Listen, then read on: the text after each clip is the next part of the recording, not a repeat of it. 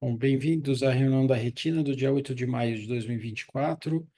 Ah, Quem vai começar a apresentar, fazer a apresentação do caso clínico é Arthur Maniero, que é R3 da Retina.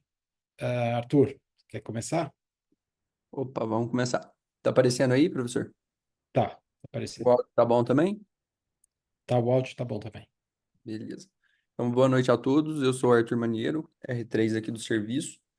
Vou dar início aqui à apresentação do caso clínico dessa semana. Gostaria de agradecer ao Dr. Sérgio aí pela ajuda na elaboração da apresentação. Tá passando aí? Tá passando. Então, perfeito. Começando aqui pela identificação do caso. Nosso caso é um paciente masculino de 55 anos que chegou com uma queixa principal de dificuldade visual no período noturno, também associado a uma dificuldade para dirigir, com a pior acentuada nos últimos 6 meses. Também apresentava uma dificuldade para leitura e reconhecimento de rostos e fotofobia associado. No histórico médico, uma hipertensão e uso de losartana, um paciente não tabagista e sem histórico familiar de degeneração macular. Ao exame oftalmológico, esse paciente apresentava uma acuidade visual de 0,7 em ambos os olhos, a pupila isocórica, fotorreagente sem DPAR, a motilidade ocular extrínseca também preservada. No segmento anterior, esse paciente apresentava uma catarata N1 e uma pressão intraocular dentro da normalidade. Aqui dando sequência com os exames de imagem do paciente, uma retinografia, evidenciando esses depósitos mais amarelados aí na região macular. Aqui em sequência, a autofluor do olho direito, mostrando essa região hipoautofluorescente. E aqui a red free. E aqui o olho contralateral, o olho esquerdo, com um aspecto bem semelhante ao olho contralateral. Autofluor do olho esquerdo também. E o red free do olho esquerdo. Aqui já com outros exames complementares, o ACT de nervo sem grandes achados, o ACT macular mostrando um acometimento difuso em ambas as máculas, um ACTA do olho direito, também sem grandes achados, o ACTA do olho esquerdo, e aqui, por fim, o ACT o corte foveal do olho direito e do olho esquerdo.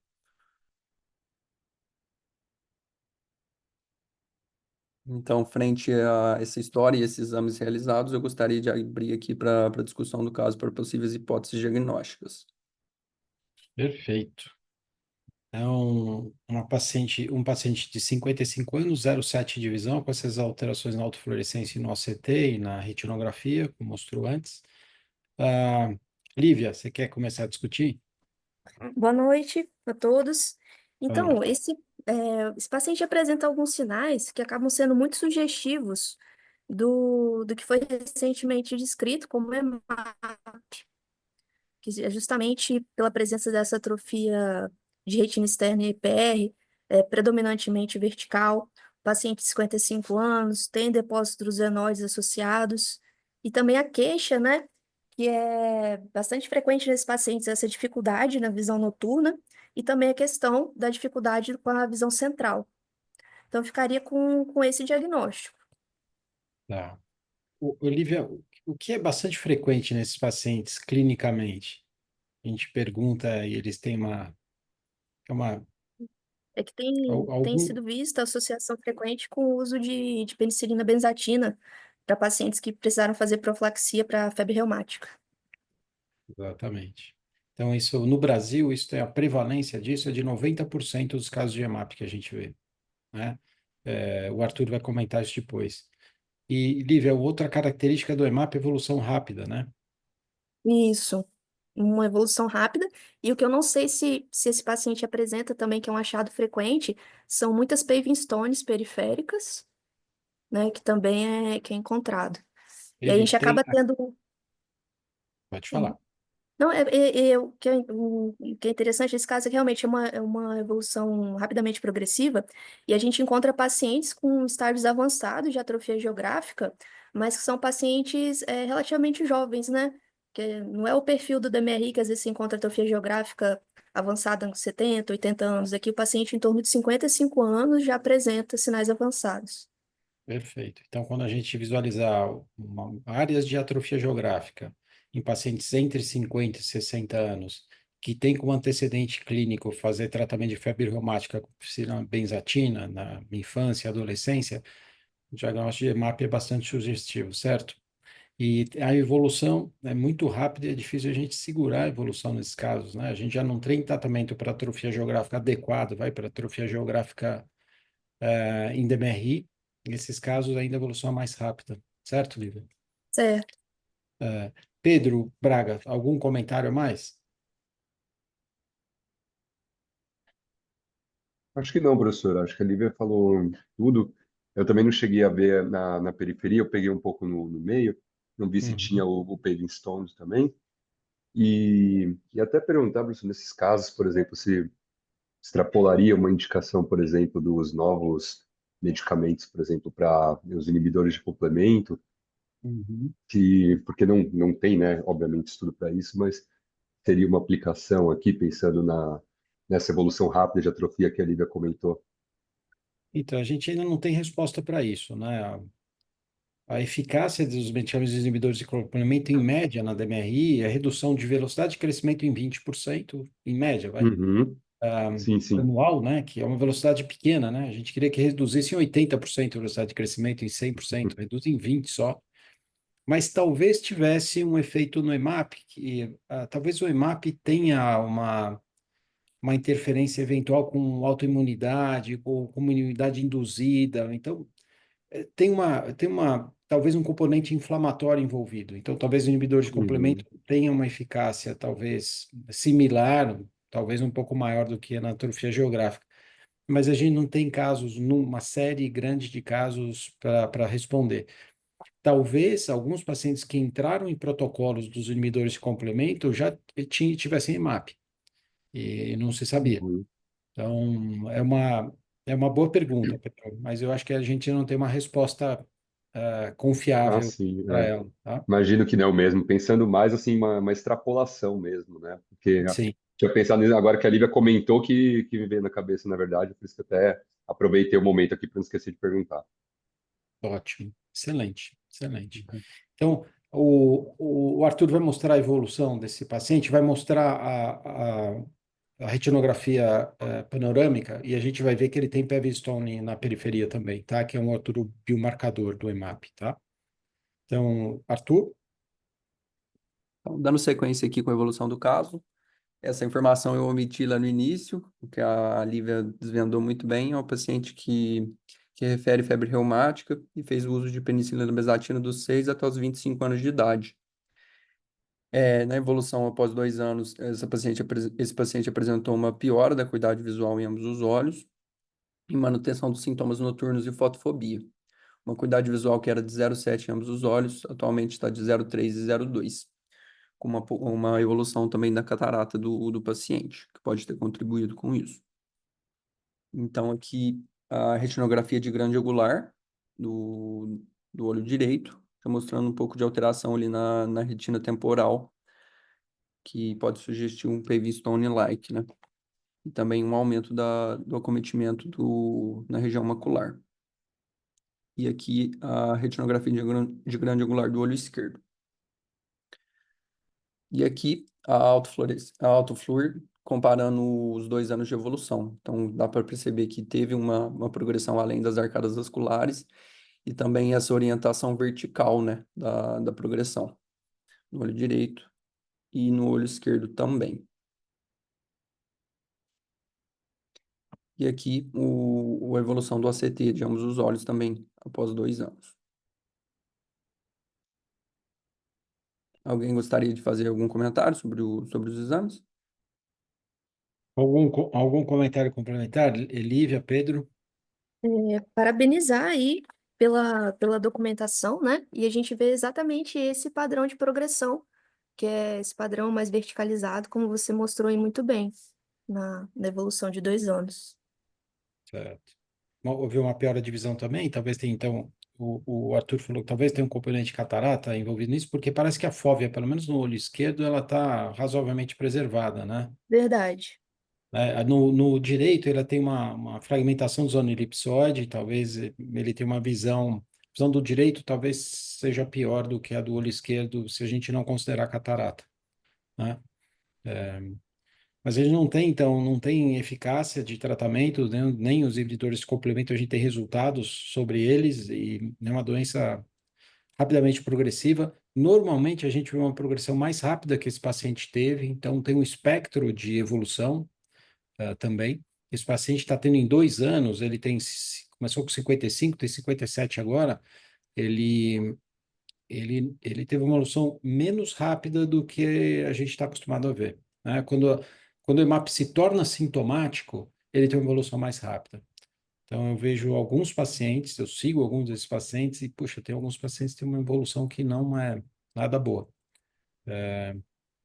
O Arthur apresentou uma revisão vai apresentar uma revisão sobre EMAP, então tem uns artigos, eu acho que novos, eu acho que tem uns conceitos interessantes que ele vai revisar. Então, Arthur, você quer fazer a revisão? Vou dar sequência aqui com a revisão, então. Então, eu utilizei essa revisão sistemática que juntou diversos artigos aí sobre o EMAP, né? Então, o que que é o EMAP? É uma atrofia macular com aparência de pseudodusas, escrita pela primeira vez na França em 2009, que é uma forma simétrica de rápida progressão de atrofia macular. Afeta principalmente aí adultos de meia idade. E quais são as principais características do EMAP? Na autofluorescência, a gente vai poder observar que ela é moderadamente reduzida, com uma lesão macular no eixo vertical predominante e com bordas multilobulares. Ao ACT, a gente pode observar depósitos hiporrefletivos espessos, além da separação entre EPR e membrana de Bru. Já na retinografia de grande angular, a gente observa esses depósitos amarelados, tipo pseudodrusas, na região posterior e médio periferia, e também na periferia, temos as degenerações tipo paving stones, que são mais comuns na região temporal inferior. Aqui uma imagem bem ilustrativa dessas alterações bem características de EMAP. As pseudodrusas, a atrofia macular, as degenerações paving stone e a separação EPR-Bru.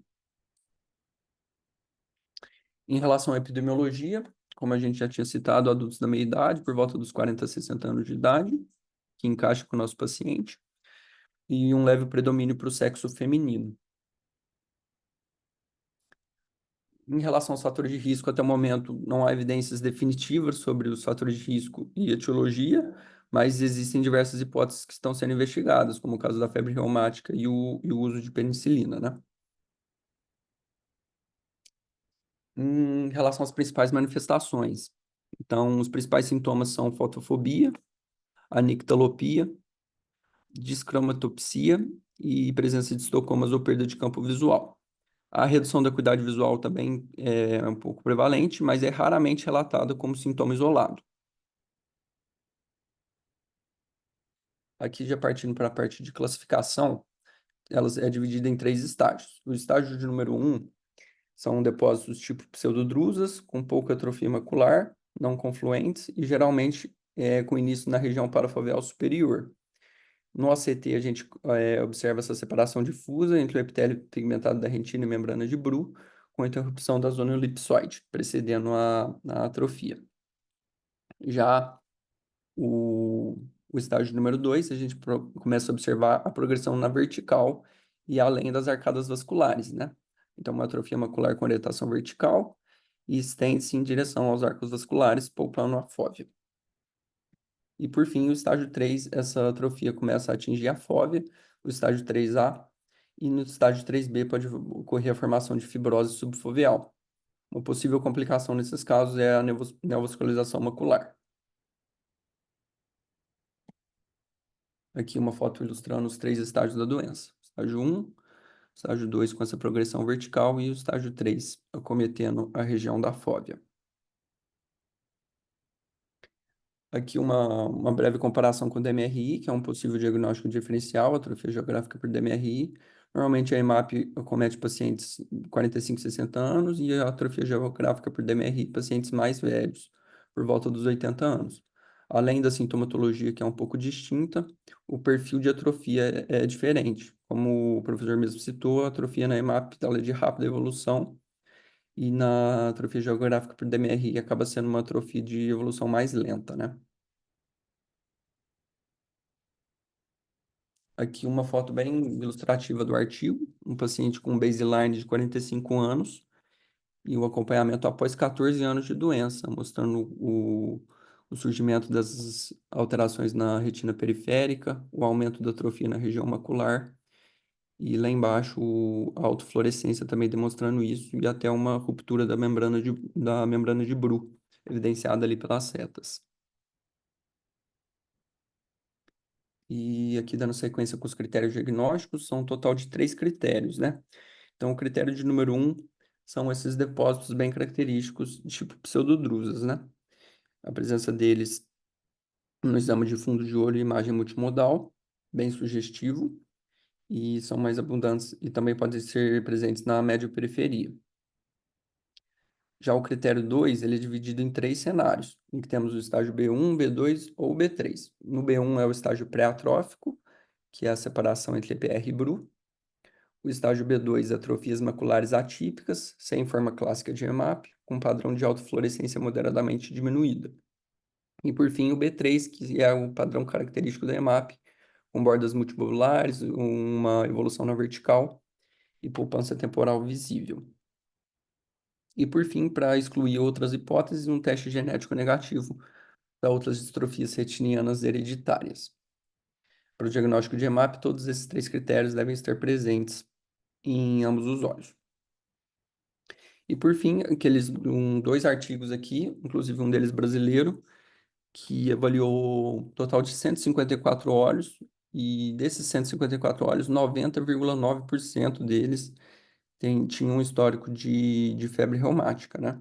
Então, mostrando uma relação bem interessante entre EMAP e febre reumática, e também o uso de penicilina benzatina, que foi bem extenso aí nesses pacientes. O outro estudo aqui, que também avaliou um total de 148 olhos, um histórico de febre reumática em 86,5% dos pacientes e uma média de uso de penicilina benzatina de 10,2 anos. Então, era basicamente isso que eu tinha para trazer hoje. Muito obrigado a todos aí pela atenção. Arthur, Eu só volta nesse slide anterior, deixa eu só volto sim. complementar, só acertar uma coisinha. Aqui. Isso. Esse segundo artigo, o primeiro foi publicado agora por um grupo brasileiro, o Guto Moreira Neto, que é o primeiro autor, e foi apresentado na revista da Sociedade Brasileira de Retina e Vítreo, né? O segundo artigo é um artigo também brasileiro. Eu não sei porque teve essa divergência dos autores para fazerem duas apresentações.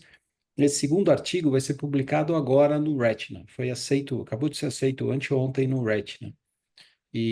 Mas se vocês forem checar, o número de olhos é parecido nos dois artigos e a prevalência de febre reumática tratada com penicilina benzatina por um tempo longo é muito prevalente nos dois. Então, pelo menos na população brasileira, quer dizer, aí você tem praticamente 300 olhos, 90, você tem ao redor de 90% na história de prevalência de febre reumática tratada com penicilina benzatina por mais de 10 anos. Então, como a penicilina benzatina faz isso, a gente não sabe, ah, ou como a febre reumática faria isso, né? Ah, talvez uma imunidade, uma autoimunidade, você reconhece algum fragmento da bactéria causadora da febre reumática, e isso tardiamente vai causar uma destruição de fotorreceptor e formar essa atrofia geográfica, né? A gente não sabe o mecanismo, mas é interessante esses dois artigos mostrarem esse mesmo ponto, né? Que é um dado que não existe na literatura e nessa revisão que o Arthur fez, não é comentado isso, né? Então é interessante de vocês depois darem uma checada nessas duas publicações, tá? A Cleide e o André Kreutz entraram um pouquinho depois, se eles quiserem fazer algum comentário antes de a gente fechar. Só vou comentar alguma coisa Oi, sobre Cleide. o potencial uso de anticomplemento nesses pacientes, que, embora tenha uma similaridade grande com a DMRI, não tem nenhum trabalho que avalie especificamente o uso de anticomplemento, embora assim, o fato deles apresentarem grande quantidade de pseudodrusas, de uma evolução rápida, sugere que eles possam se beneficiar com os anticomplementos.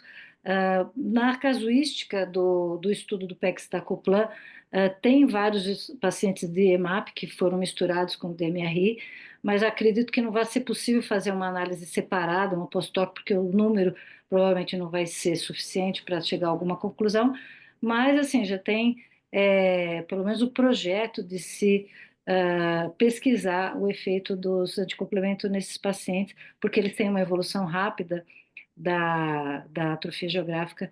Então, assim, potencialmente sim, mas na prática a gente ainda não tem nenhum resultado que embase esse uso, né?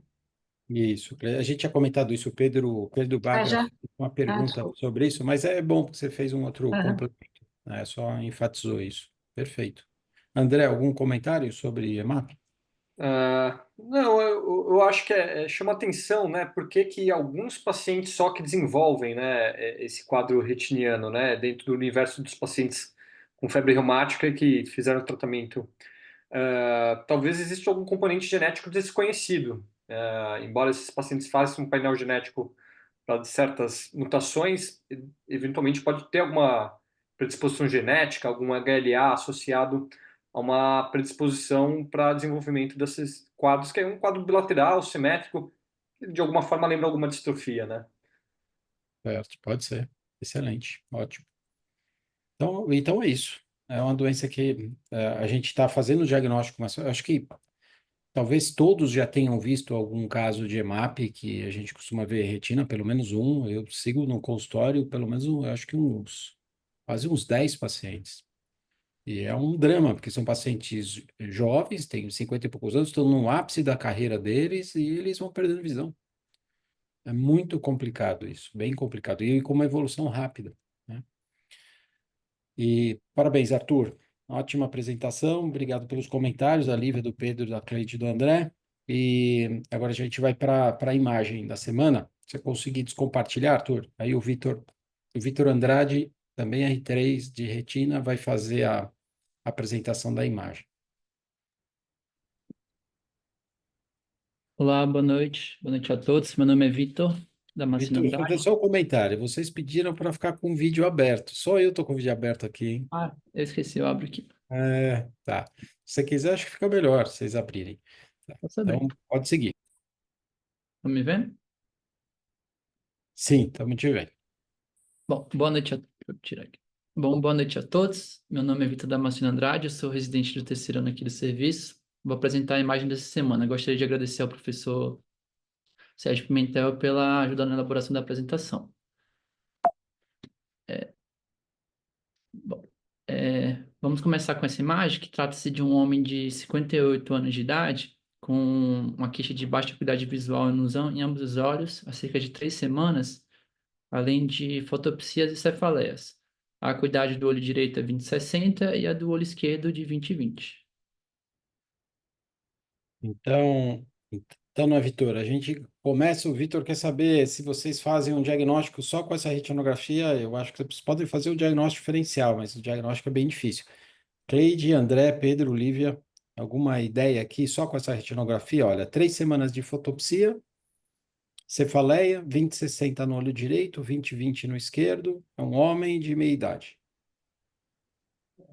Teria que levantar alguma white dot aí, talvez. Né? Não sei se tem Uma algum plano. placoide? Desculpa, Alexandre. Então, pode falar, Pedro. Então, white Não, dot. estava concordando com o Dr. André, professor. Uhum. De white dots também, talvez uma placoide persistente. Uhum. E 58 anos está fora da faixa etária para placoide, né? Placoide você vê ao redor de 20 anos, 30. Ah, não, mas não a EPPMP, a maculoplatia placoide persistente. Aquela que Então, é um pouquinho mais de mais idade. Isso. Então, tem uma parente da placoide, que a gente costuma ver em pacientes mais Friendly. jovens, que é a placoide persistente que aparece em pacientes com mais idade. É essa que você Imagina. Eu vou te falar uma outra coisa que não dá para ver muito nessas fotos. Esse paciente tem drusas, tá? Então, ele tem, são alguns desses pontos amarelados pequenos, além dessa placa para qual tem vários pontos, são drusas. Alguma consideração em relação às drusas, em relação a esse diagnóstico de uma white dot?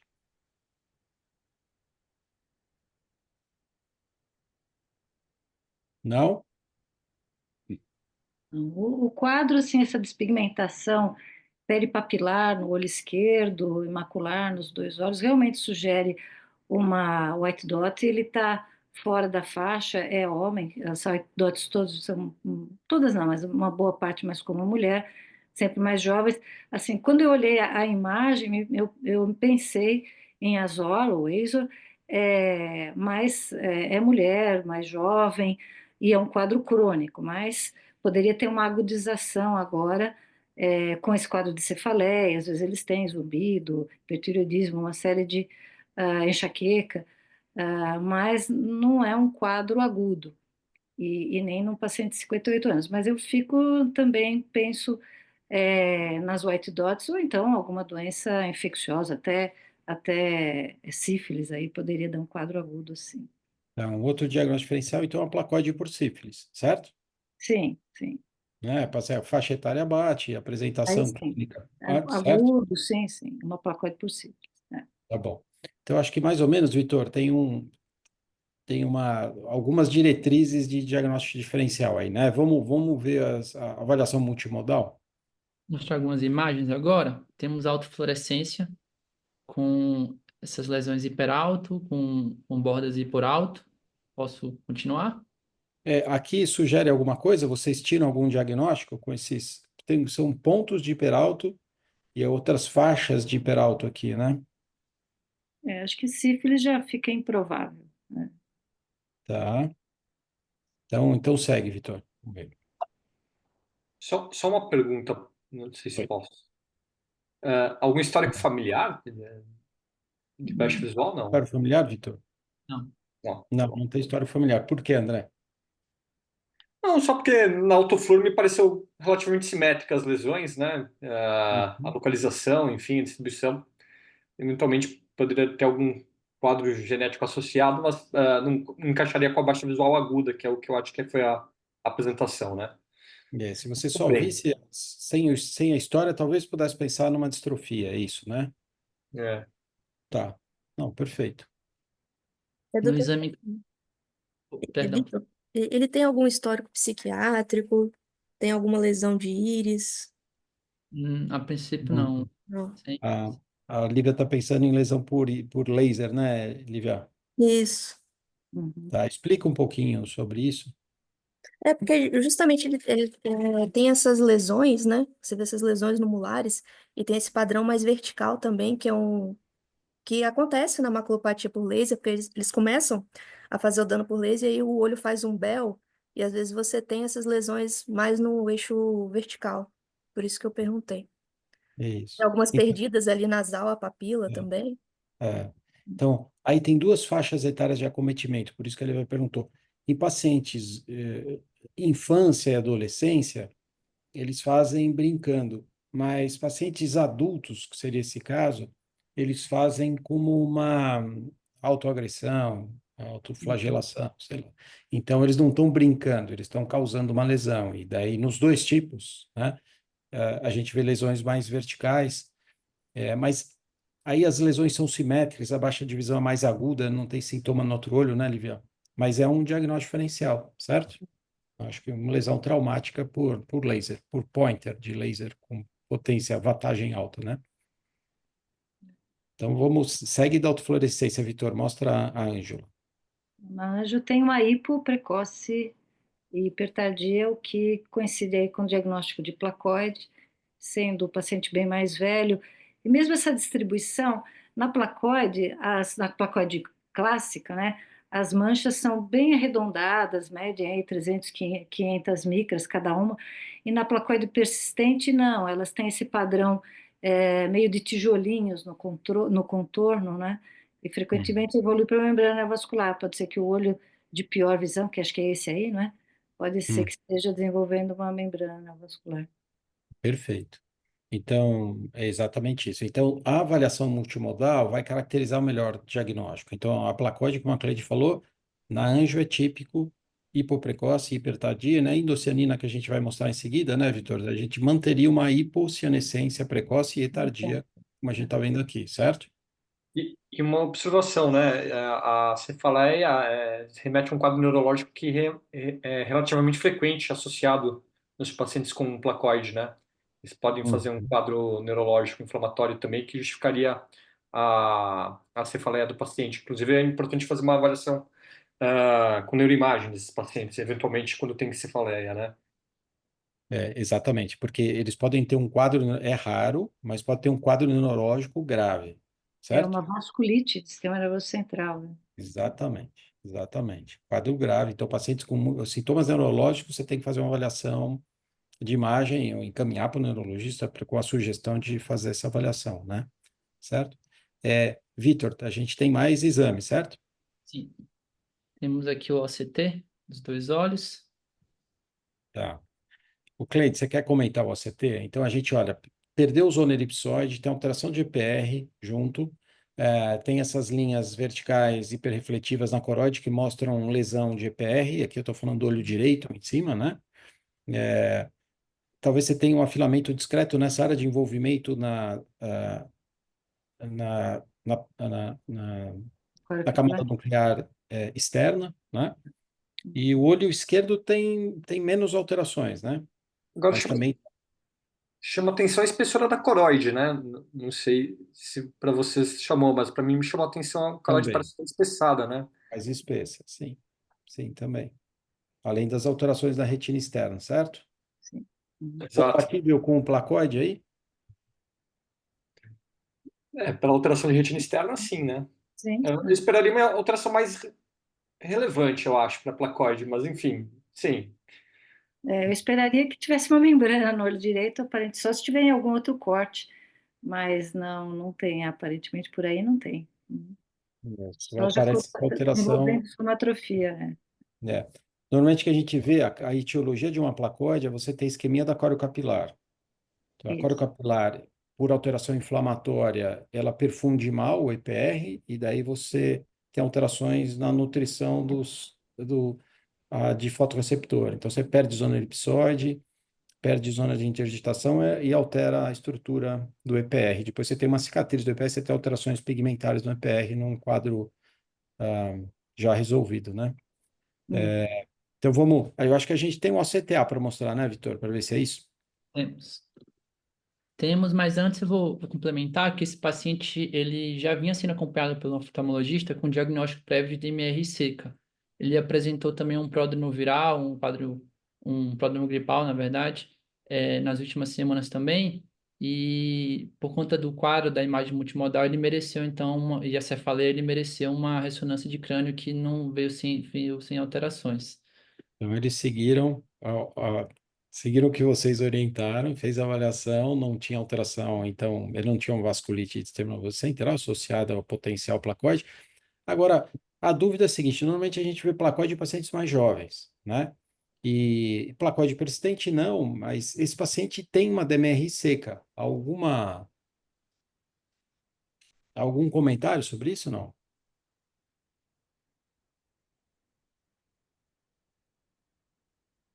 São dois quadros independentes, sem predisposição, sem interrelação de um para outro, certo? Tem uma outra coisa que normalmente a placoide persistente, ela é em pacientes mais velhos ainda, né, na faixa de 70.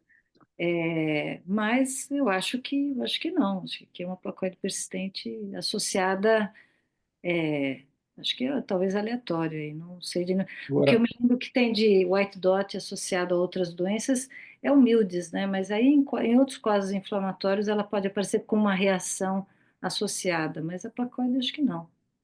agora, outra pergunta para vocês. Então, vocês falaram de placoide persistente, que a faixa etária, então, é mais superior, né? E tem um espectro, Cleide, não precisa ser tanto 70, com 50, 60. Vocês já viram placoide clássica em pacientes com 58 anos? Não, placoide E essa daí nem parece uma placoide clássica também. E Mas ainda a é gente, homem, né? eu sei, mas a gente não viu evolução para falar de placoide persistente, certo? Uhum. O quadro é Não, agudo, não. 6 semanas. A placoide persistente se persiste por várias semanas, uma isquemia grande bilateral. Aqui é assimétrico, porque ele tem 20/20 no olho esquerdo. Normalmente, a placoide persistente você tem alteração isquêmica macular bilateral mais simétrica, né? Certo? E, mas placoide clássica vocês não viram em pacientes com mais idade, né? Não. Nem essa parece uma placoide clássica também. Tá? Mas a gente vai mostrar para vocês isso, tá? Certo, Vitor? Então vamos ver, segue. Então, seguindo com a evolução do OCTA, a gente vê que na imagem acima, no primeiro registro, esse no corte da nível da córeo capilar, a gente tem esse aspecto de um déficit de fluxo nessa região, e 2 semanas após acompanhamento, ele tem uma melhora do fluxo, digamos assim, né? Posso seguir ou mais algum comentário aqui? Ele fez algum tratamento, Vitor? Ele fez uso de corticoide oral, prednisona oral. E ele teve uma melhora de fluxo da corocapilar depois desse tratamento, certo? Isso. Tá. Então, segue, pode seguir, pode seguir. Então, foram um total 6 semanas de uso de corticoide via oral, com melhora do fluxo da córrea capilar.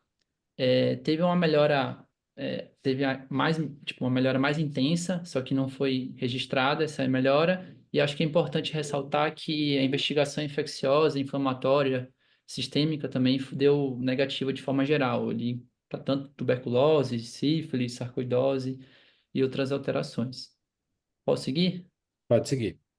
Então, diante de toda essa avaliação multimodal e essa apresentação na anjo, na endocianina e no OCT, o diagnóstico de DMRI foi revisto, de DMRI Zika foi revisto, e o paciente foi diagnosticado com epilepatia pigmentar placoide multifocal posterior aguda.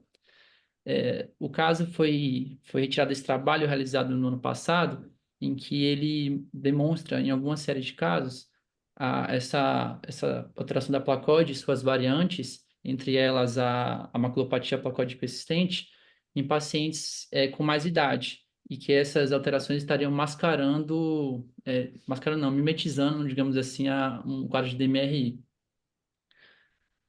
Então, aqui, viu, Cleide e André, e o que esse artigo mostra, e você vê os autores aqui, né? O Freund, o Iannuzzi, o Sarraf, só pessoal bom. O que eles coletaram foram casos de placoide aguda, não placoide persistente, né?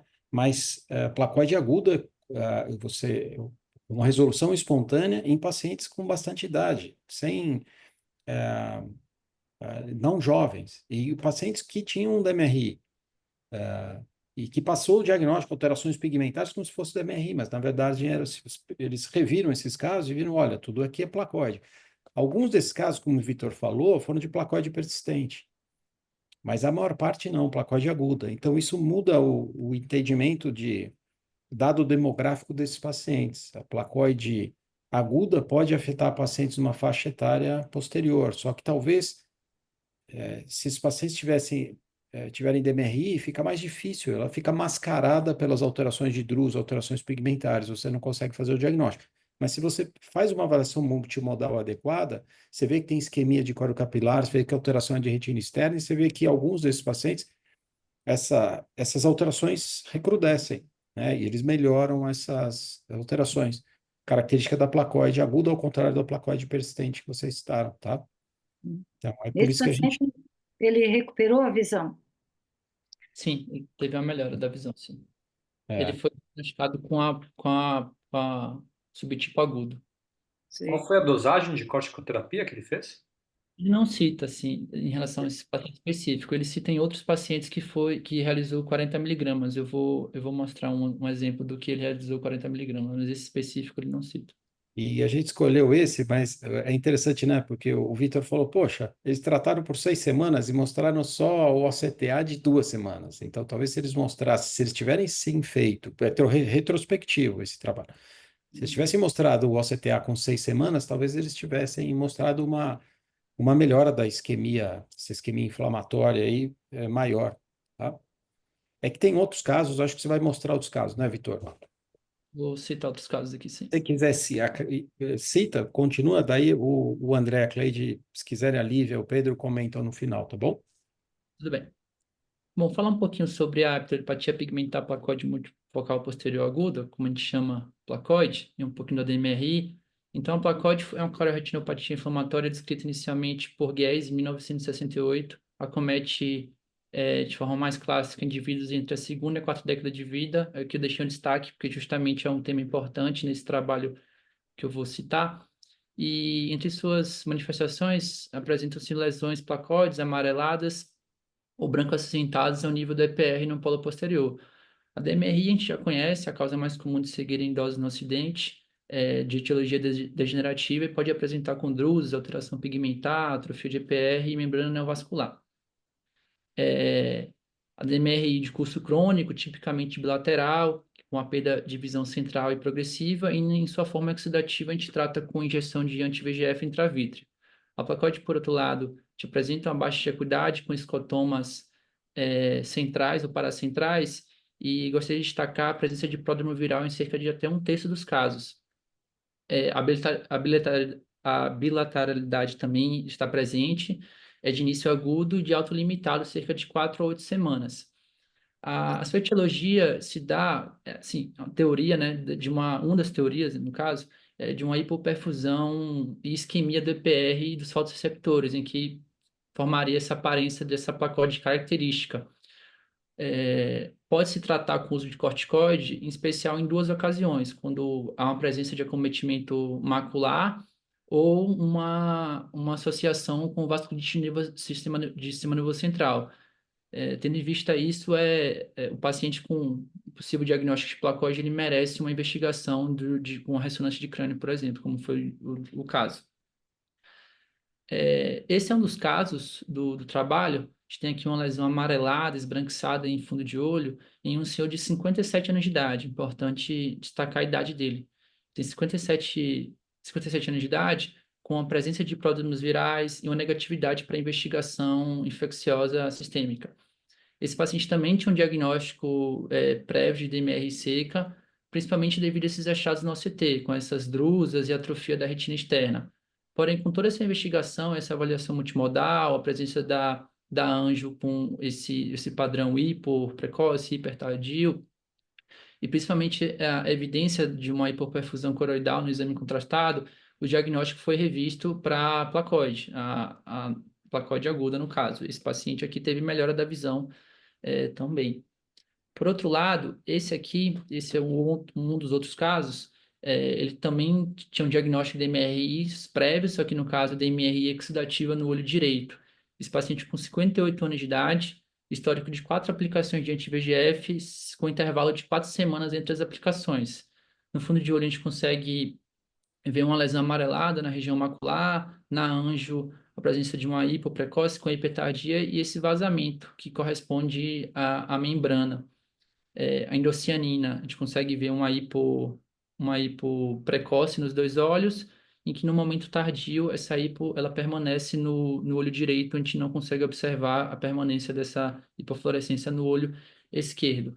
Quando partimos para o OCT desse mesmo paciente, nós temos uma disrupção da zona elipsoide com material drusenoide e também uma disrupção do EPR no olho direito, o olho da membrana, e no olho esquerdo, um olho possivelmente mais inocente, sem o material drusenoide, porém já com uma alteração a nível da zona elipsoide, uma disrupção da zona elipsoide. Na imagem abaixo tem o OCTA, em que a imagem C e D é correspondente ao olho direito e a imagem E ao olho esquerdo.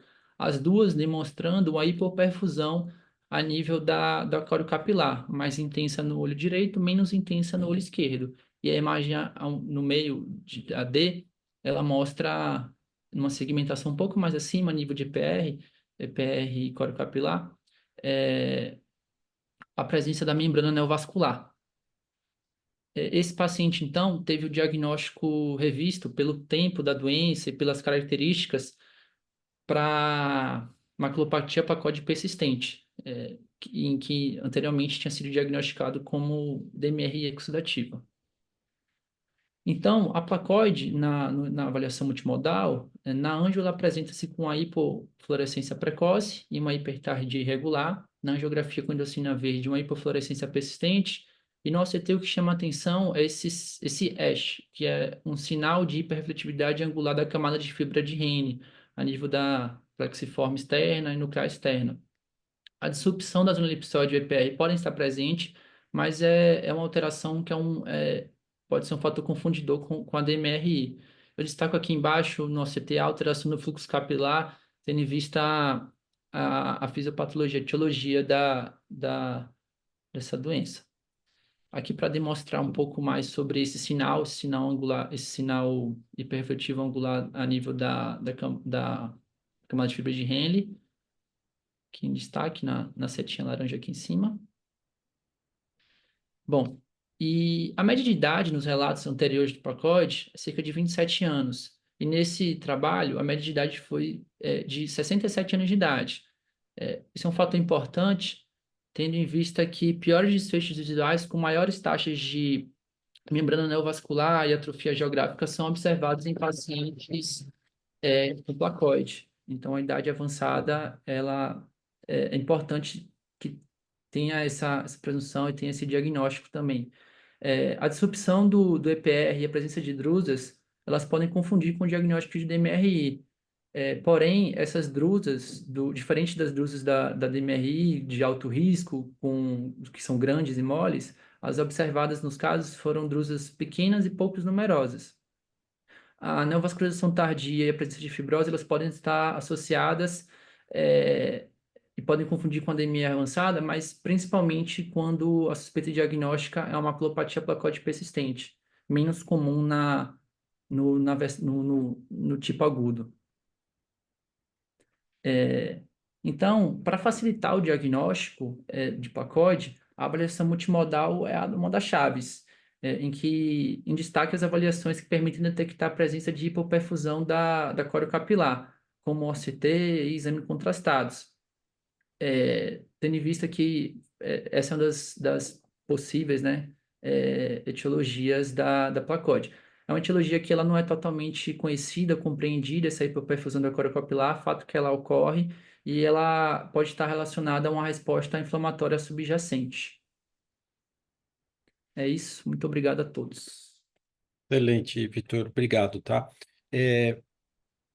Cleide e André, bom, vocês falaram da placoide persistente. Eu concordo com vocês em relação à faixa etária. Vocês acham que alguns desses pacientes podem ter uma placoide persistente, em vez de ser uma placoide aguda? Eu acredito que sim, porque a distribuição da isquemia da corocapilar tem um formato que não é o da forma aguda, mas é o da placoide persistente.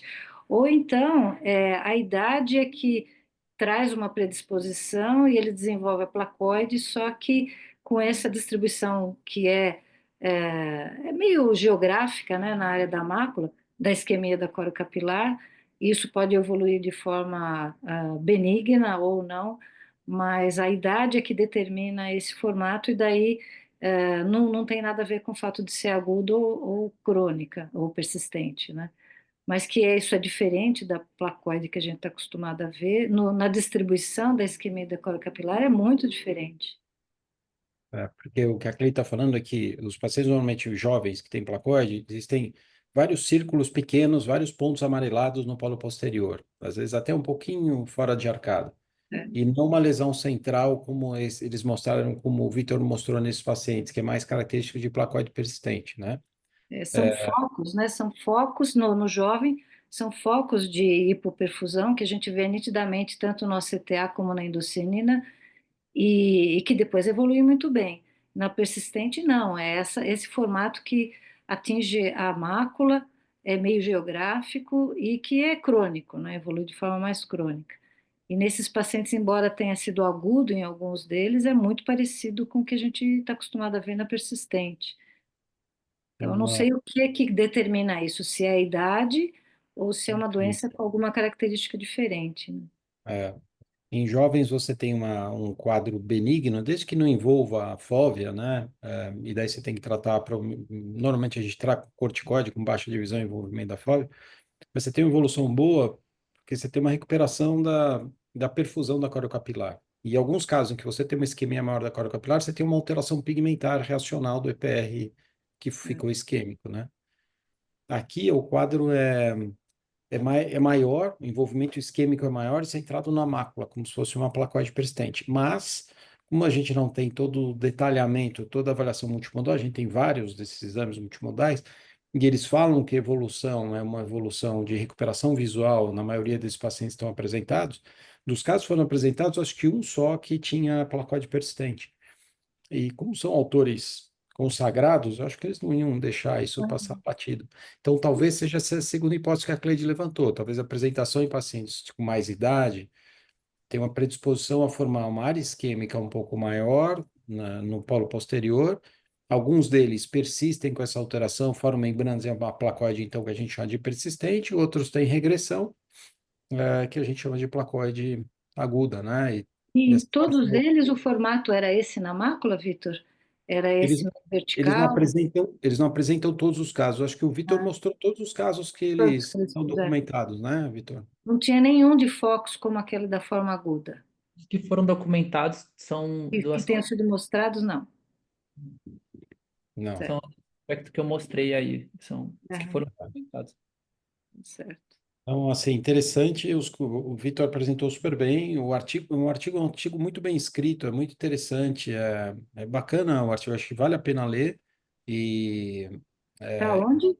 Na Black? ele, ele, Briefcase? ele está no. Não, você lembra? Eu que te mandei, né, Vitor? E eu não lembro. Deixa eu ver. Eu acho que no Retinal Case and Brief Reports. Eu vejo aqui, Cleide, deixa eu ver se eu tiver Tá. aqui. Se eu tiver aqui, eu vejo. Deixa eu ver. Ah, não vou conseguir ver aqui no computador, senão eu vou acabar saindo aqui. Mas eu vejo, Cleide. Você não Tá. tem o artigo aí, né, Vitor? Eu Fácil, tenho, né? eu tenho um artigo, Tem? deixa eu ver se eu acho. Agora, se eu ver aqui, eu também vou acabar saindo rapidinho. Eu tenho medo de desligar isso. Depois a gente mostra. Vou fazer um suspense. Depois. Vitor, quando você sair da apresentação, coloca aqui Chat. coloca no chat Coloco, a tá bom. referência, tá bom? E a gente vê, a gente tira essa dúvida. Tá bom. E, então é interessante, parabéns, viu, Vitor, por apresentar. O Vitor ficou super interessado pelo artigo. O artigo é longo, é grande, eles detalham bastante, é super bem escrito. E eu achei interessante mostrar essa apresentação atípica de placoide para a gente lembrar em pacientes com DMRI de fazer essa avaliação, tá? Vitor, se você quiser descompartilhar, eu vou pedir para o Henrique Bosso, que é R2, para compartilhar. São poucos os artigos relevantes de cirurgia em relação aos artigos clínicos, então a gente sempre mostra artigos de retina clínica. Mas eu achei interessante desse artigo de retina cirúrgica que ele avalia estágios de evolução do buraco macular pelo OCT, né? É, então, qual que é a vantagem disso, de a gente saber esses estágios evolutivos? É em relação ao prognóstico funcional. Então, muitos pacientes que a gente faz o diagnóstico de buraco macular, eles vêm querendo, a gente indica cirurgia. E, em geral, quando tem curta duração, até 6 meses, eles têm um prognóstico funcional de recuperação muito bom. Então, a gente fala, olha, se você vai operar e vai melhorar muito a visão. O paciente tem 20/80 de visão, 20/100, ele vai para 20/25, parcial, tranquilamente. Existem outros pacientes que não sabem relatar quanto tempo ele perdeu visão nesse olho, porque o outro olho tem 20/20, e isso não é infrequente buraco macular. E aí é difícil, você se baseia normalmente no tamanho do buraco macular para predizer a resposta funcional. E esse artigo vai além disso, ele não mede extensão do buraco, ele avalia fotorreceptor nas bordas do buraco e classifica em estágios evolutivos, né, de 1 a 4. E ele determina que quando você perde fotorreceptor na borda do buraco, você tem um prognóstico pior e tem uma evolução de tempo maior do buraco macular. Então, isso é um biomarcador de tempo de evolução de buraco macular e de menor resposta funcional pós-operatória. Eu acho que é interessante a gente olhar isso nos casos em que a gente diagnosticar o buraco macular para fornecer para o paciente uma avaliação da recuperação funcional dele. Então, é isso que o Henrique Bosso vai desenvolver aqui. Henrique? Obrigado, professor, pela introdução do artigo. Bem, boa noite a todos. Eu me chamo Henrique Bosso, sou residente aqui do segundo ano de serviço e hoje vou apresentar o artigo da semana. Eu gostaria de primeiro agradecer ao professor Sérgio Pimentel, tanto pela escolha do artigo quanto no auxílio na confecção da apresentação. Trata-se então de um artigo recém-publicado, foi publicado no comecinho do mês passado, na revista da Academia Americana de Oftalmologia. É um artigo multicêntrico, bem sucinto, assim, de poucas páginas, tem 9 páginas no total, de relativamente fácil leitura, realizado por um grupo de pesquisadores da Universidade de Toronto, em colaboração com o centro de pesquisa tanto do Texas quanto de Milão. Esses pesquisadores, então, propuseram, né, uma nova forma de classificação do buraco macular, e a tradução do título para o português ficou Estágio Morfológicos do Buraco Macular de Espessura Total no OCT. Então, na introdução, eles trazem, né, a definição do buraco macular idiopático de espessura total, que pode ser caracterizado por um defeito retiniano de espessura total, que se acredita resultar tanto da atração tangencial ali ao longo da superfície da retina, quanto da atração anteroposterior dinâmica na interface vitroretiniana. E embora nós já termos classificações existentes de buraco macular, sendo as duas mais conhecidas a classificação de Guess e a classificação do Grupo Internacional de Estudo Vitromacular, os autores desse artigo trazem que ambas possuem limitações importantes, tanto no prognóstico funcional e anatômico pós-operatório, assim como o professor comentou, que são imprecisos devido à falta de preditores pré-operatórios confiáveis. Eu trouxe essa tabela, não é do artigo, é de outro artigo, inclusive brasileiro, de Curitiba, que correlaciona, na verdade, a classificação de Guess com a classificação do grupo vitro-macular. O que é importante a gente saber aqui é que na classificação de Guess, os estágios baseiam-se principalmente no tamanho do buraco macular. E, por outro lado, a outra classificação leva muito mais em consideração se há ou não tração vitromacular, além de relacionar essa tração ao tamanho do buraco. E visto essas duas classificações, né, que não conseguem predispor muito bem o prognóstico do paciente, o objetivo desse nosso trabalho, né, do trabalho apresentado, foi descrever as alterações morfológicas sequenciais da retina externa após a formação do buraco macular, utilizando um novo sistema de estadiamento baseado em OCT. E, além disso, o trabalho também visou determinar a associação da acuidade visual, tanto pré quanto pós-operatória, e a duração dos sintomas visuais. Então, só para pincelar um pouquinho os métodos, é um estudo retrospectivo, observacional, multicêntrico, no qual foram analisados cerca de 1.000 prontuários entre 2009 e 2022.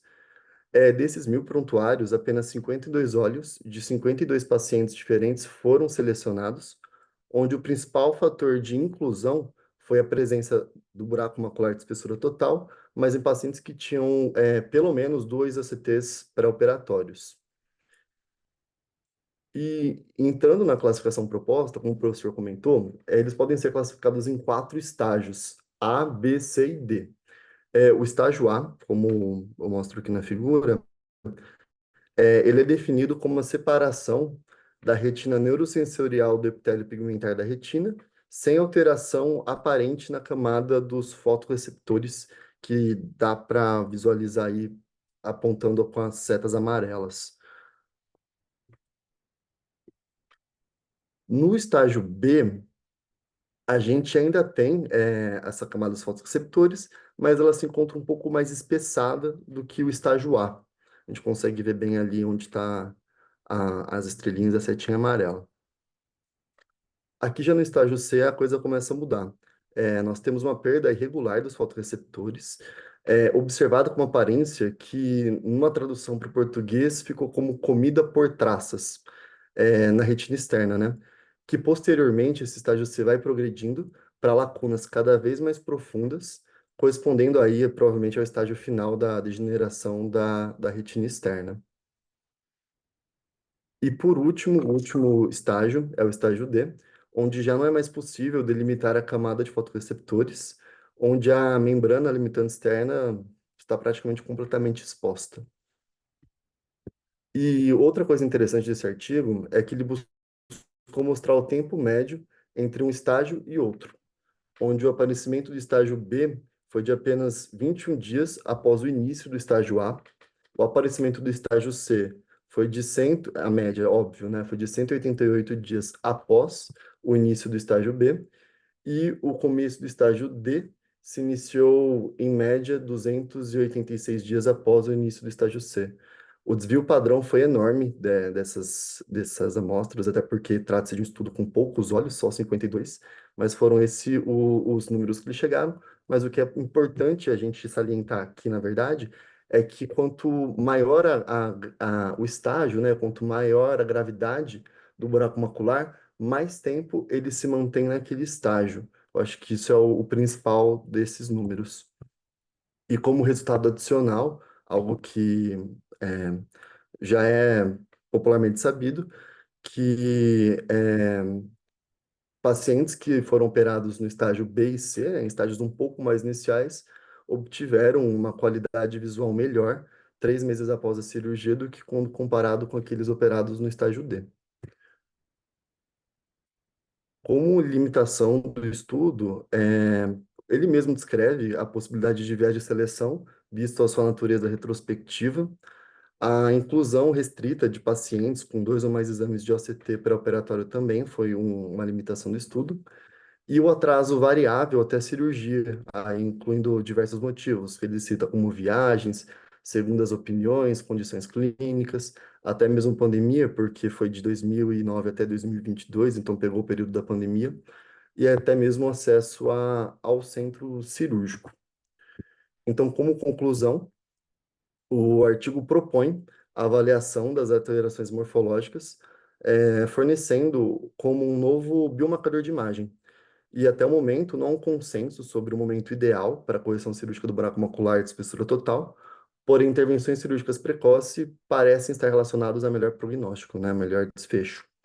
E além disso, né, o estudo, ele mesmo nos sugere novos estudos, só que dessa vez prospectivos, utilizando-se esse estadiamento para no intuito de validar mesmo, né, essa nova classificação. É isso, professor. Alguma dúvida? Excelente. Algum Excelente, Henrique. comentário? Parabéns pela apresentação. Eu queria perguntar para a Lívia, para o Pedro, para a Cleide, ah, se esse artigo é relevante, entendeu? Qual a importância para a indicação cirúrgica? Se vocês quiserem fazer algum comentário.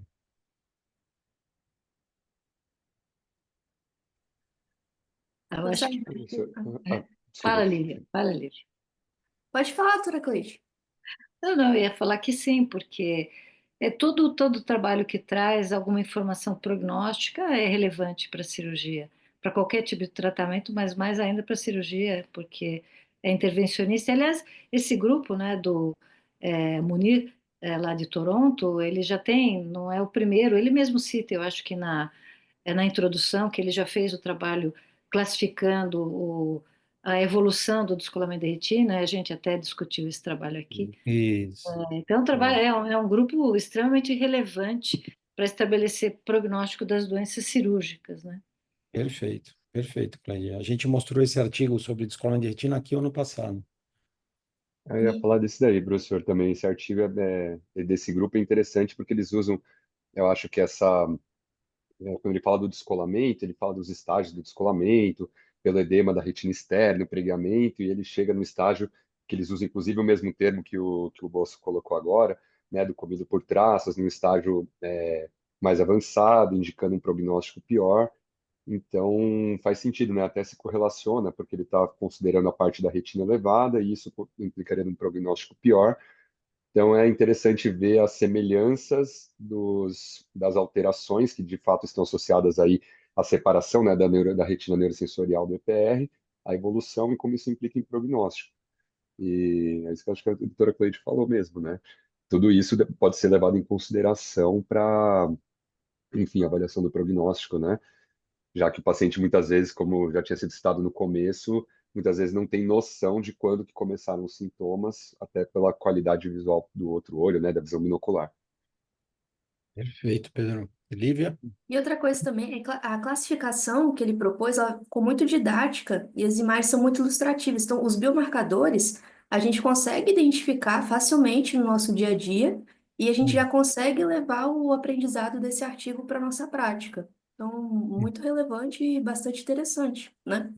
bem prático, né? Como o Muito Henrique está prático. mostrando aí as fotos, né? Então, é interessante mesmo. Achei interessante. Não tem tantos artigos cirúrgicos, como a Cleide mostrou, falou, esse grupo foca todas as publicações em artigos cirúrgicos e eles têm publicações muito boas. Então, acho que é outra publicação que vale a pena ler, para quem não leu, tá? Ótimo. Obrigado, Henrique. Excelente, tá? Obrigado, tá? Então, agora a gente vai fechar com um caso cirúrgico, falando em cirurgia, né? Que a Carolina Martinez, que é preceptora, vai apresentar. Carol? Consegue me ouvir, professor? Sim, dá para ouvir? Dá para ver você? Tá ótimo. Então, seguindo nessa linha, já que falamos de um artigo cirúrgico, vamos fechar a reunião de hoje com um caso cirúrgico. Queria agradecer à doutora Fernanda Dourado, à doutora Lorena Lago e ao professor Sérgio Pimentel pela orientação na organização do caso. Bom, o caso de hoje, pessoal, é de um homem de 26 anos com uma história de um trauma com bola no olho esquerdo há um dia, com uma baixa de acuidade visual logo após. Era um paciente que não tinha nenhum antecedente oftalmológico, é, e ao exame no nosso pronto-socorro, a gente podia observar uma acuidade visual de 20/20 no olho direito e de conta-dedos em face no olho esquerdo. Na biomicroscopia do segmento anterior, não havia nenhuma alteração, não havia nenhuma catarata traumática, nenhuma laceração de córnea, nenhuma uveíte, nada disso. Pio também sem alterações. Ao fundo de olho, esse aqui é o nosso olho direito, sem alterações, e no olho esquerdo, o que que a gente podia observar? Primeiro de tudo, a gente observa que a retina está aplicada, né? Mas tem algumas regiões de comótio, principalmente na região superior, e a gente observa uma região de sangramento na mácula. Quando a gente realizou aqui o OCT, a gente consegue observar que essa hemorragia está localizada subretiniana na região macular. Então, nesse momento, eu queria abrir para discussão de conduta desse caso de um paciente homem de 26 anos com trauma no olho esquerdo e uma hemorragia subretiniana macular. Sem descolamento de retina a princípio, Tem certo, somente Carolina? roturas a princípio. Tá. Então, Lívia, e Pedro, qual que é a conduta para uma hemorragia? É uma hemorragia macular grande, né? O que que vocês fariam aí? E como vocês fariam? Então, o Diogo está falando que tem um edema de Berlim. Tem um edema de Berlim na toda essa área superior, o impacto causou essa fragmentação do segmento externo dos fotoreceptores, então a retina fica esbranquiçada. Contusões grandes podem causar alterações pigmentares, outras vezes, na maior parte das vezes, isso regride completamente. Então, o edema de Berlim, ele regride. O problema é quando não tão intenso a energia cinética, né, que causa isso. O problema é a hemorragia macular. Então, o que que vocês fariam aí para essa hemorragia macular? Qual o cuidado que vocês seguiriam esse paciente? Sim. Professor, caso, acho que causa assim de trauma com essa hemorragia submacular assim, extensa, né? Dá para ver de grande volume e tudo. Existem algumas opções, né? A gente sabe que esse sangue não pode ficar aí. Quanto mais deixar, tóxico vai acabando sendo tóxico para os fotoreceptores.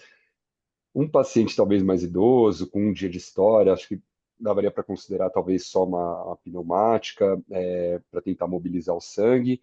Eu acho que no paciente mais novo, os riscos associados aí de gerar uma tração um pouco maior, apesar de que aqui a gente não consegue ter certeza se o trauma em si já gerou um DVP, tenderia a uma conduta um pouco mais agressiva, talvez com vitrectomia e injeção de TPA subretiniano. Óbvio que também tem que considerar os riscos, né, de vitrectomia num paciente novo, mas talvez ponderando o risco-benefício, né, eu tenderia mais para esse lado, assim. Tá. Você não poderia primeiro fazer a injeção intravítrea de TPA e gás? Se não respondesse, você faria a vitrectomia? Ah, Esperar uns 3 dias? eu acho Protocolo que é de... uma possibilidade, né? Aquele protocolo de Manchester aí a gente discutiu já É, algumas vezes, né? Segundo esse grupo, você poderia tentar isso, e se não mobilizar em 2 semanas, você partir para vitrectomia. Eu acho que é uma possibilidade, eu só tenho esse, talvez aí um receio, enfim, né? Não é completamente contraindicado, mas a pneumática, botar gás nesses pacientes jovens, ainda mais pós-trauma, teria um pouco de receio, apesar de que se o Tomás ou o pessoal aí de Toronto visse, eles com certeza iam falar pneumática e ponto, né? Mas eu acho que as duas condutas são possíveis aqui, professor. Tá, Acho que perfeito. tenderia a ir mais para vitrectomia, mas acho que é completamente possível também. Ótimo, ótimo. Lívia? É, eu penso de maneira semelhante ao Pedro, né? A gente já tem um embasamento aí do protocolo de Manchester, que a gente poderia tentar o deslocamento pneumático inicialmente, só que eu também ficaria com bastante receio por ser um paciente jovem, com o vítreo bastante aderido, pós-trauma. Eu acho que optando pelo deslocamento pneumático, a gente tem que ter muita atenção à periferia desse paciente, pelo risco de uma possível rotura e evolução para descolamento de retina. Mas também as duas opções são viáveis. E tendo em vista que às vezes o TPA não está prontamente disponível para a gente fazer a vitrectomia com o TPA, acaba que o deslocamento pneumático é uma opção mais rápida e mais acessível. Mas assim, tendo muita atenção em relação ao exame da periferia desse paciente. Perfeito, perfeito. Acho que É, isso que a Olivia falou é importante, professor. Você transformaria um paciente pós-trauma que a princípio está com retina colada, tendo um risco de evoluir para um descolamento, tornando aí um procedimento bem mais complexo, né? Acho que esse ponto que ela tocou é importante. Apesar de não uhum, ser, de novo, é uma contraindicação absoluta, né? certo. Vocês estão mais agressivos, hein? Carol, vamos ver o que vocês fizeram. Perfeito, professor. Então, considerando tudo que foi posto, foi indicado o deslocamento pneumático da hemorragia subretiniana macular, com C3F8 intravítrio e paciente posicionado em face down, justamente considerando que a gente não tinha o TPA tão prontamente disponível. Então, essa foi a conduta inicial. E aqui a gente tem a evolução do que foi acontecendo no decorrer dos dias, a evolução aqui muito bem documentada. Então, no dia 17 de março, a gente tem, né, a nossa retinografia de grande angular inicial. Nesse dia foi realizada a deslocamento pneumático com C3F8. No dia seguinte, a gente consegue observar lá o gás superior e esse um discreto deslocamento da hemorragia subretiniana macular. Mas ao longo dos dias foi surgindo uma hemorragia vítrea que não tinha antes, e isso foi dificultando a nossa visualização. Inclusive, houve uma suspeita de uma rotura às 12 horas, que não é possível visualizar nessa imagem, justamente porque é onde está a bolha do gás, né? E também uma suspeita de descolamento de retina. A gente realizou o OCT e a gente conseguiu observar que houve sim um deslocamento pneumático do sangue da região macular, é, e também esse paciente foi seguido com ultrassons por conta da dificuldade da visualização à fundoscopia. E após alguns ultrassons, esses ultrassons seriados, chegou um momento em que o ultrassom não conseguia dizer nem com certeza se havia descolamento, se não havia descolamento. Então, nesse contexto inconclusivo, queria abrir novamente para condutas desse paciente. O que fazer nesse momento, esse paciente com uma hemorragia subretiniana macular, já com um pouco de deslocamento pneumático, mas com uma hemorragia vítrea que dificulta a visualização do fundo de olho e uma suspeita de rotura às 12 horas e descolamento de retina. Tá, então, assim, é interessante. A gente injeta TPA para a gente ter dissolução do coágulo da hemorragia quando o trauma é recente, ou quando a lesão é recente, a hemorragia é recente. Quanto tempo que ele tinha, Carolina, de Bom, trauma? professor, o trauma aconteceu num dia, no dia seguinte ele veio para o pronto-socorro, Em e um dois dia. trauma ele foi herdado 2 dias depois do trauma. Então, ele tinha 3 dias Sim, de trauma. Então, sim. porque com 3 dias o coágulo ainda tá formado, ele não tá imobilizado. Depois de 2 semanas, o coágulo acaba se dissolvendo. Então, o gás consegue limpar o coágulo. Aqui é interessante, mesmo com o coágulo rígido, cheio de fibrina, coágulo pouco móvel, o gás conseguiu deslocar bastante da hemorragia, né? Então, é interessante. Teoricamente, não deveria, mas às vezes a gente consegue. Então, mesmo sem o TPA, o problema do TPA é você ter a disponibilidade na hora, e às vezes você não tem esse fornecimento imediato, né? Mas tudo bem. Então, esse problema inicial foi parcialmente resolvido, foi bastante resolvido, ele teve um deslocamento pelo gás, um descolamento pneumático da hemorragia para uma região fora da região macular, né? Mas a hemorragia vítrea aumentou, e não é por causa do TPA, então se a gente tivesse injetado TPA, provavelmente, foi o TPA que aumentou os vasos, né? Não é por causa disso, mas aumentou a hemorragia vítrea e aumentou a dificuldade de você ver um potencial descolamento que ele tem em algum setor ou uma ruptura aberta, certo? Então, essa é a situação que a gente está agora. Então, a gente pergunta para a Lívia e para o Pedro, e agora o que vocês fariam nessa situação? Observação, vocês poderiam observar e continuar observando, esperar a hemorragia reabsorver, ou vocês ficariam preocupados e fariam eventualmente uma vitrectomia para abordar essa retina melhor?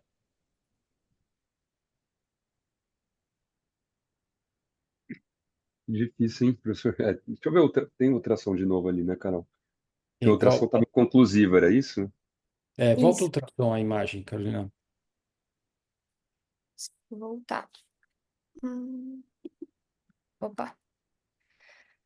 Então, Está laudado Hum. como sem sinais clássicos de descolamento, mas no laudo verbal não era possível ter certeza. Foram feitos ultrassons seriados praticamente todos os dias, a gente fazia ultrassom nesse paciente, e houve um momento que não era possível garantir que não havia descolamento de retina.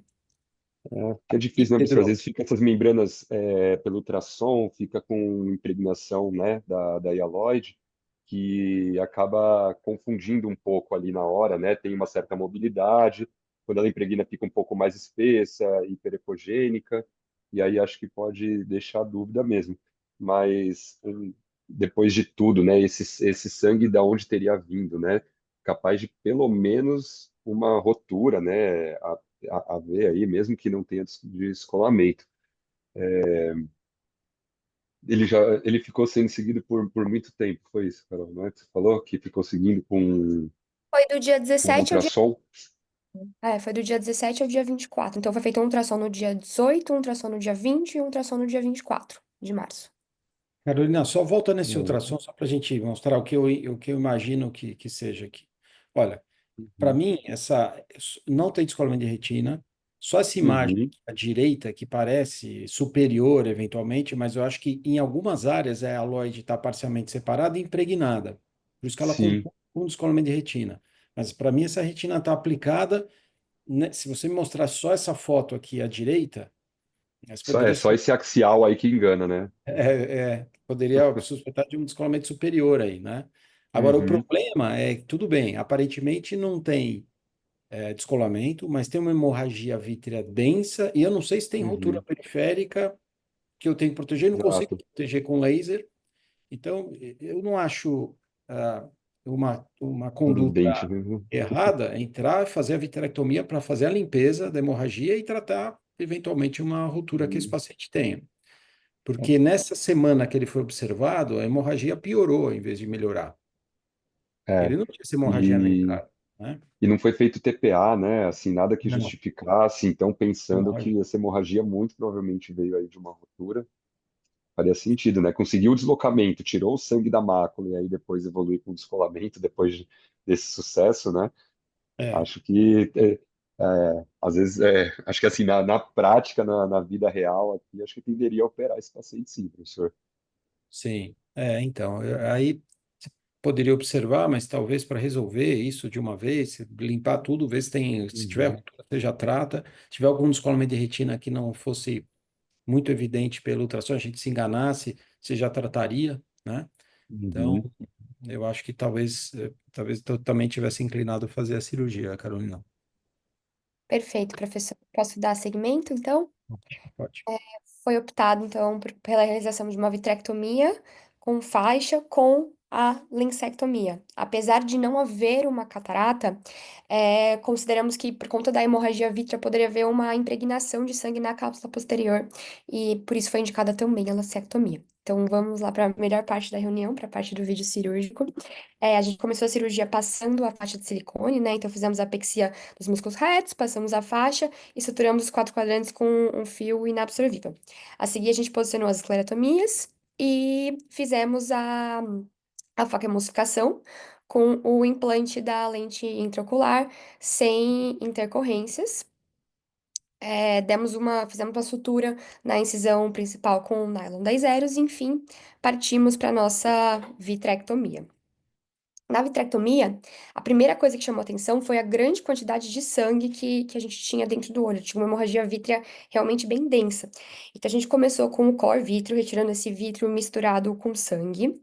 E uma vez feito o core, a gente conseguiu fazer a inspeção da cavidade vítrea com uma maior precisão que antes não era possível. O que que a gente observou na cavidade vítrea? Que ainda havia um pouco de sangue subretiniano, né? Uma persistência desse sangue subretiniano macular, associado a um aspecto de um pouco fibrótico também dessa mácula. E também a gente consegue observar aqui essa região esbranquiçada linear, que é uma suspeita de uma rotura traumática de coroide.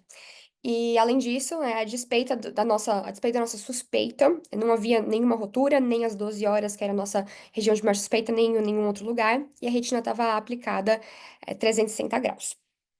Depois, então, do core vítreo, a gente partiu da expansão da cavidade vítrea, a gente partiu para o descolamento do vítreo posterior. Então, a gente começou infundindo a transcinolona, lembrando que toda vez que a gente infunde alguma coisa dentro do olho, a gente precisa lembrar de abaixar a nossa pressão, né, da infusão. Então, aqui a gente consegue ver a transcinolona. Como o paciente era bem jovem, a gente checou diversas vezes o descolamento do vítreo posterior, lembrando, né, de sempre começar no nervo e partir para as arcadas. E a gente fez esse teste várias vezes. Aqui no vídeo a gente colocou várias tentativas justamente para garantir que esse descolamento do vítreo posterior estava completo, que é muito importante nesses casos, principalmente de pacientes mais jovens que tendem a ter uma hialoide mais aderida. Uma coisa que chamou a atenção é que havia uma região, vocês vão ver que o movimento, né, do descolamento do vítreo posterior, havia uma região temporal superior que era como se fosse uma região de uma adesão maior da hialoide posterior.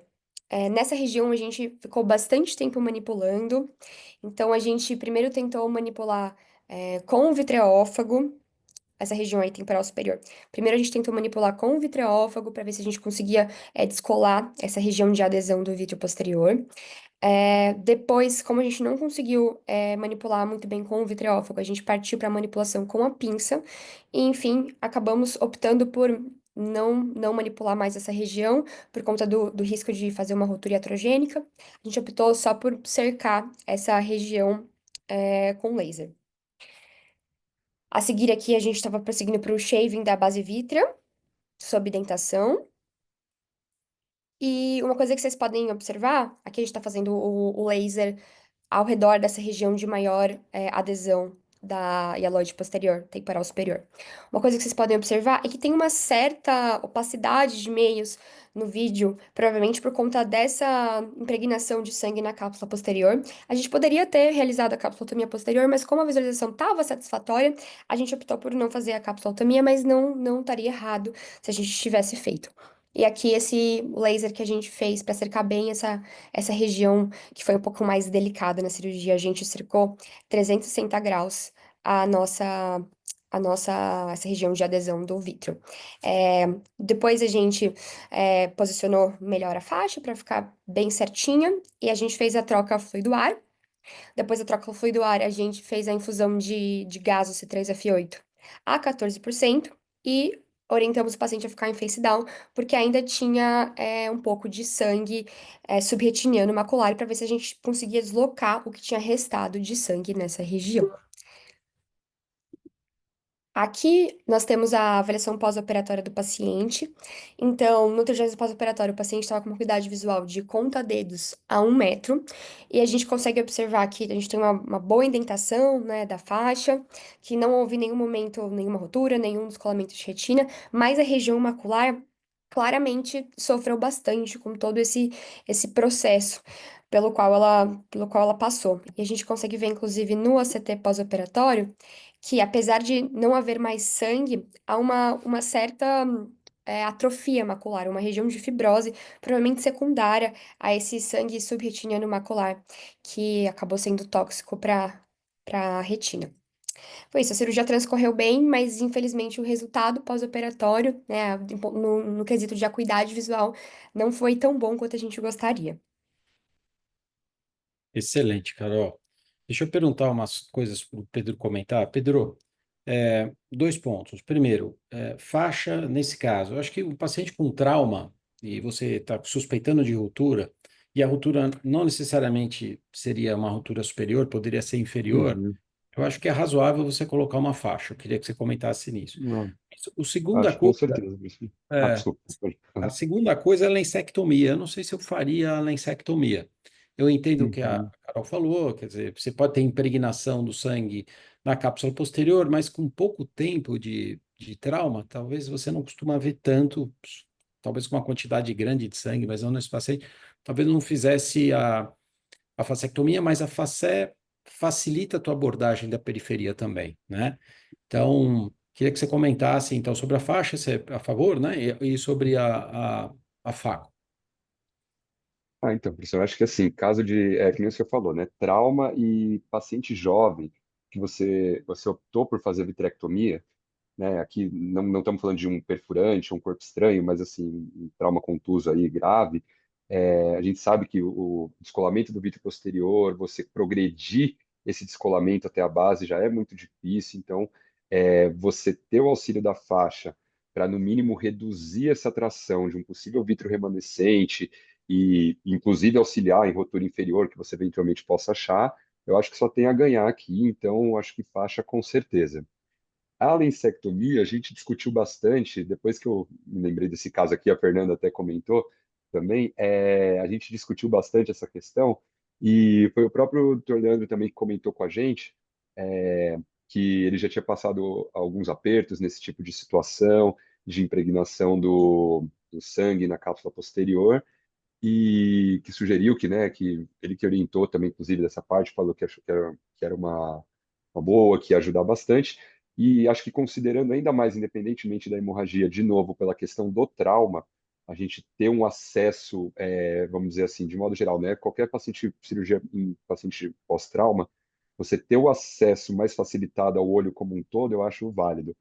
Então, às vezes a gente quer, obviamente, tenta preservar o máximo cristalino no paciente jovem, mas eu acho que nesse tipo de situação específica, talvez pensando nisso, né, nesse acesso melhor à base, eventuais roturas periféricas e, enfim, essa manipulação ali próximo, né, da hora serrata, acho que é uma coisa que fala a favor de fazer essa lensectomia.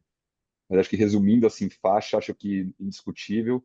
A lensectomia, acho que dá para ver caso a caso, mas acho que cada vez mais tendendo a sim do que para não, sabe? Perfeito, perfeito. Deixa eu perguntar uma coisa para a Lívia e para a Cleide.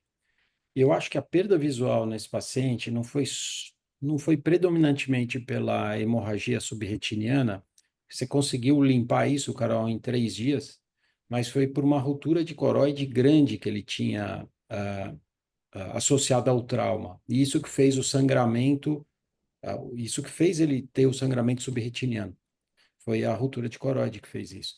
Então, tem uma imagem, Carol, quando você mostrou o vídeo, que a ruptura de coroide parece ser bem evidente. Então, eu queria que a Lívia e a Cleide comentassem sobre uma eventual ruptura de coroide como causadora de hemorragia nesse. Olha, aqui a gente vê, tá vendo? Ali, essa distribuição, se você conseguir congelar o vídeo aí, não dá, né, Carol? Não dá. Tem as linhas concêntricas ao nervo óptico, duas linhas grandes e entre elas, sabe, muito sugestivas. Então, não sei que o Cleide e Lívia, vocês acham que Acho você que acha? sim. Acho que sim. Ah, Tá ótimo aí. Essa mancha branca aí, muito provavelmente é a ruptura de coroide. Quando eu vi a primeira vez, eu até achei que era uma adesão vitreciniana, uma proliferação fibrosa, mas durante a vitrectomia ficou claro que não era, né? uhum, Então, acho que muito provavelmente essa é a principal causa, até porque o sangue, logo no primeiro pós-injeção de gás, já tinha muito pouco sangue na mácula. Então, acho que uhum. essa ruptura provavelmente evoluiu até com uma membrana vascular, alguma coisa que levou a essa fibrose, que não foi só pelo sangue inicial, que esse sangue inicial, acho que ele foi deslocado realmente. Sim, certo. Concordo, e Lívia? assim, o prognóstico desse caso, né, já apontava que era muito ruim desde o princípio, porque você tinha um edema de Berlim, um comórdio retiniano muito extenso, então você também pode ter lesão dos fotorreceptores, E aí, somado a isso, a rotura de coroide também extensa e a hemorragia subretiniana. Certo. Eu vou responder aqui uma pergunta que eu vi agora, desculpa, do Diego Fukuda, se o sangue não seria tóxico para a retina, falando a favor de uma intervenção cirúrgica. Então, Diogo, a gente faria uma intervenção cirúrgica para tirar o sangue que é tóxico para a mácula, para a retina. Mas tem duas opções de a gente fazer. Uma com injeção de TPA e gás, que é o que foi feito sem TPA, injeção de gás, para ver se o gás desloca essa hemorragia da mácula, que foi o que aconteceu. E a segunda intervenção cirúrgica seria você fazer uma vitrectomia com injeção de TPA subretiniano, que a gente deixa para casos em que a primeira não resolve, né? Então, em geral, se você pegar na protocolo de Manchester, 3/4 dos pacientes resolvem com injeção e gás, sem você entrar com vitreófilo. Nesse nesse 1/3 dos outros pacientes, 1/4 desses outros pacientes que não resolvem, aí você faz a vitrectomia, então você poupa o centro cirúrgico, custos todos relacionados à vitreia e morbidade relacionada à vitrectomia. Eu acho que essa é a resposta. Depois eu não sei Carol? se no próprio Oi. artigo do Manchester, ou se é algum outro que eu li aí sobre hemorragia subfoveal, assim, o prognóstico nos traumas, em geral, é sempre pior do que a hemorragia Sim. de outra Uhum. causa. Um trauma contuso como esse é pior do que hemorragia de outras causas, né? Sim. Se bem que Acho que no DMRI também protocolo. Também é é uma grave, causa grave, né? também Porque acho que no protocolo é só sobre DMRI, Só sobre essas DMRI. hemorragias. A gente está extrapolando aqui a indicação dele, Uhum. né? É. Mas eu acho que assim, se não tiver nenhuma outra lesão, se não tiver um descolamento de retina associado, como nesse caso, eu acho que é Uhum. extrapolável, né? Ah, É com que no trauma certeza. você tem ruptura de coroide associada, então é mais complexo mesmo, né?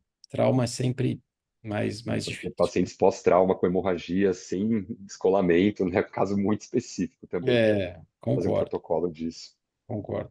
Mas se você não tem um centro cirúrgico disponível, você não tem um descolamento Uhum. visível, é uma opção que você pode É, tentar, né? tá nesse Ótimo. caso. Carol, algum outro ponto, não? Doutor Sérgio, Oi. queria só fazer uma pergunta Oi, para o senhor, Fernanda. uma dúvida Aham. que eu tive no intraoperatório durante a cirurgia. Essa Sim. região temporal superior era muito aderida. Então, Uhum. a minha interpretação na hora foi que realmente era a hialoide posterior ali, mais grudada mesmo. E eu tentei progredir com uma manobra de DVP com um vitreófago, mas estava muito grudado. E aí fui com a Uhum. pinça para ser mais delicado e realmente não progrediu. E eu fiquei com muito medo de abrir muita rotura iatrogênica e aí piorar o contexto. Então, o Uhum. senhor faria alguma coisa diferente? Eu optei por cercar com laser e É. ficar de olho nessa região, mas não sei se teria Mas algo melhor para ser eu acho feito. que o procedimento foi quando você não consegue tirar a eloy, talvez pelo impacto ter sido mais intenso nessa região e você não consegue soltar, você tem que segmentar o vítreo em volta. Uhum, Se você tiver uma contração dessa região, a contração ser focal e ela não se espalhar para outros locais da retina. Então, se você conseguir levantar a hialoide em outros setores e segmentar esse setor que tá aderido, que você não consegue dissecar, e fazer o laser em volta, para se essa contração formar alguma ruptura local, essa ruptura vai estar bloqueada pelo laser. E você não vai estar contraindo uma outra região mais extensa ao lado dessa, sabe? também. Então, eu acho que vocês fizeram perfeitamente. Não conseguiu, vocês tentaram dissecar até com pinça, não deu. Laser em volta e disseca a hialoide no restante do setor. Então, eu acho que você limita essa tração para uma região pequena e uma região que vai estar tratada com laser, certo, Pedro? Mais ou menos é isso, né? Perfeito, perfeito, Tá, doutor Sérgio. Obrigada. tá? Nada. Então, Carol, algum complemento aqui do caso, não? Não, professora, eu acho que isso era tudo. Obrigada, sempre Tá, uma honra. joia. Tá. A honra é nossa de ouvir você em um caso tão bacana, difícil como esse, né? Tá? Então deixa eu fazer os agradecimentos aqui. Obrigado pela a Carolina Martinez, que apresentou o caso cirúrgico. Obrigado, Carol. Agradecer o Bolso, o Henrique Bolso, que apresentou o artigo. O Vitor Andrade, que apresentou a imagem. O Arthur Maniero, que apresentou o caso clínico. E as discussões excelentes aqui do Pedro Braga, da Lívia Conce, da Cleide Machado, da André Kreutz e a participação final da Fernanda Dourado, tá? Agradecer a todos vocês, excelente. E a gente se vê na quinta-feira que vem, né? Tudo de bom para vocês, tá? Obrigada, Tá, boa professor. noite. Tudo de bom, Tchau. Carol. Tchau. Tchau, Tchau, boa Pedro. noite. Abraço. Tchau. Tchau, Livia. Obrigado. Tchau, tá certo.